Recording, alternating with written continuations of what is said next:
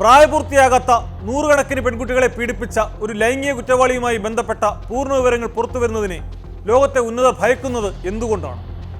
മനുഷ്യക്കടത്തും ബാലലൈംഗിക കുറ്റകൃത്യങ്ങളും നടത്തിയവരുടെ പറുദീസയായിരുന്ന little saint James ദ്വീപിലെ ദുരൂഹതകൾ എന്നെങ്കിലും മറന്നീക്കുമോ? ജെഫ്രി എപ്സ്റ്റീൻ എന്ന ശതകോടീശ്വരനായ കുറ്റവാളി എങ്ങനെയാണ് മരണശേഷവും അമേരിക്കൻ ഭരണകൂടം പോലും ഭയപ്പെടുന്ന പേരായി നിലനിൽക്കുന്നത്?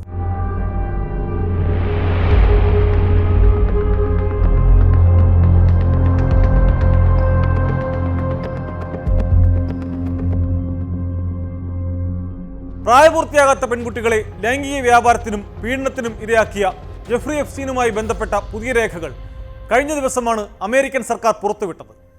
എപ്സ്റ്റീൻ്റെ മാളികകളിൽ നടന്ന സംഭവങ്ങളുടെ ദൃശ്യങ്ങളും നഗ്നചിത്രങ്ങളും അടങ്ങുന്നതാണ് ഈ ഫയലുകൾ.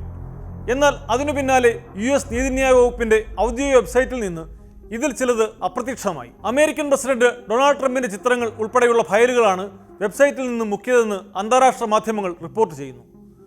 ആരാണ് ജെഫ്രി എപ്സ്റ്റീൻ? എന്താണ് എപ്സ്റ്റീൻ്റെ ഫയലുകളിൽ മറഞ്ഞിരിക്കുന്ന ആ രഹസ്യങ്ങൾ?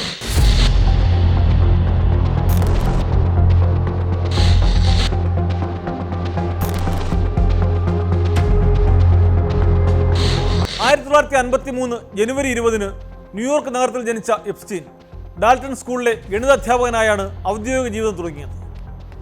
1976 ബാങ്കിംഗ് ഫിനാൻസ് സെക്ടറിലേക്ക് കടന്നു. 82 സ്വന്തം കമ്പനി സ്ഥാപിച്ചു.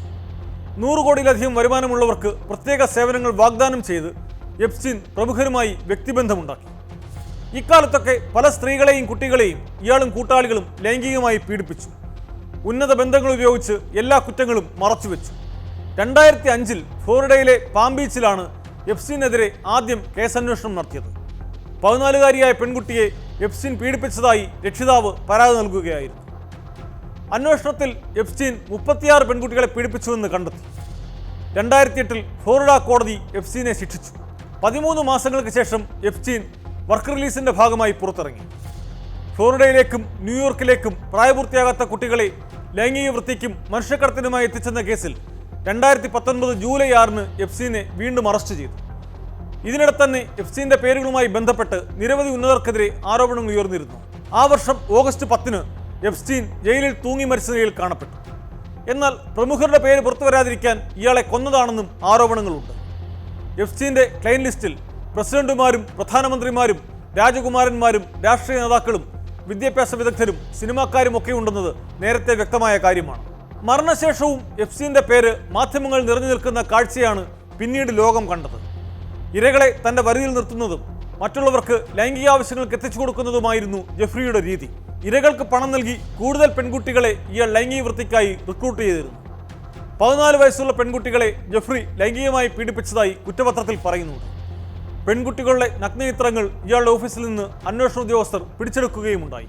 ലോലിറ്റ എക്സ്പ്രസ് എന്ന വിമാനത്തിലാണ് എപ്സ്റ്റീന്റെ ലിറ്റിൽ സെന്റ് ജെയിംസ് ദ്വീപിലേക്ക് അതിഥികളെ എത്തിച്ചിരുന്നതെന്നാണ് പറയപ്പെടുന്നത്. ലോകത്തെ നടക്കുന്ന സമാനതകളില്ലാത്ത ലൈംഗിക കുറ്റകൃത്യങ്ങളാണ് ഈ ദ്വീപ് കേന്ദ്രീകരിച്ച് നടന്നതെന്നാണ് വിവരങ്ങൾ. കരീബിയൻ ദ്വീപിലും ന്യൂയോർക്ക്, ഫ്ലോറിഡ, ന്യൂ മെക്സിക്കോ എന്നിവിടങ്ങളിലും സാധാരണക്കാരായ ആളുകളുടെ വീട്ടിലെത്തി സ്ത്രീകളെ എപ്സ്റ്റീനും അയാളുടെ അതിഥികളും ലൈംഗികമായി ഉപയോഗിച്ചതെന്ന പരാതിയുമായി നിരവധി വനിതകൾ രംഗത്തെത്തിയിരുന്നു. ഈ കേസുകളിൽ വിചാരണയ്ക്ക് മുമ്പ് എപ്സ്റ്റീനെ ജയിലിൽ മരിച്ച നിലയിൽ കണ്ടെത്തിയതോടെ കേസിലെ പല വിവരങ്ങളും അജ്ഞാതമായി തന്നെ തുടർന്നു. കുറ്റകൃത്യങ്ങളിൽ പങ്കാളികളായവർക്കെതിരായ നിയമ നടപടികൾ ഇയാളുടെ മരണത്തോടെ നിർത്തിവെക്കുകയായിരുന്നു.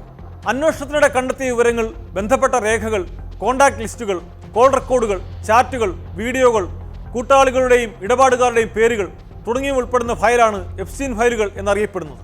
കേസിന്റെ വിചാരണയ്ക്കിടെ US കോടതി രേഖകളിൽ നിന്ന് നേരത്തെ പുറത്തുവന്ന പേരുകളിൽ Bill Gates, Leonardo DiCaprio, Prince Andrew, David Copperfield, Steven Hawking, Bill Clinton, Hillary Clinton, Naomi Campbell, Michael Jackson എന്നിവരൊക്കെ ഉൾപ്പെട്ടിരുന്നു. US president Donald Trump, Michael Jackson, നടൻ അലക് ബാൾവിൻ, ചലച്ചിത്ര നിർമ്മാതാവ് ഹാർവി വെയിൻസ്റ്റൈൻ എന്നിവർ ജെഫ്രി എപ്സ്റ്റീന്റെ കോണ്ടാക്ട് ലിസ്റ്റിലുണ്ടായിരുന്ന എണ്ണമറ്റ സെലിബ്രിറ്റികൾ ഉൾപ്പെടുന്നുവെന്ന് 2025 ഫെബ്രുവരിയിൽ അമേരിക്കൻ നീതിന്യായ വകുപ്പിന്റെ ഒരു രേഖയിൽ വെളിപ്പെടുത്തിയിരുന്നു.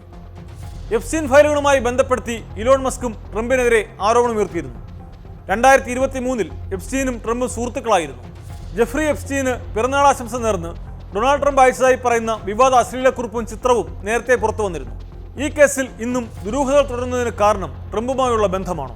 എപ്സ്റ്റീനെതിരെയുള്ള കേസ് ഫയലുകൾ പുറത്തുവിടണമെന്ന ദീർഘകാലമായുള്ള ആവശ്യത്തിന് പിന്നാലെയാണ് നീതിന്യായ വകുപ്പിന് US കോടതി അനുമതി നൽകിയത്. തുടർന്ന് രേഖകൾ പ്രസിദ്ധീകരിച്ചതിന് പിന്നാലെ നീതിന്യായ വകുപ്പിന്റെ ഔദ്യോഗിക വെബ്സൈറ്റിൽ നിന്ന് ഫയലുകൾ ദുരൂഹ സാഹചര്യത്തിൽ അപ്രത്യക്ഷമാവുകയായിരുന്നു.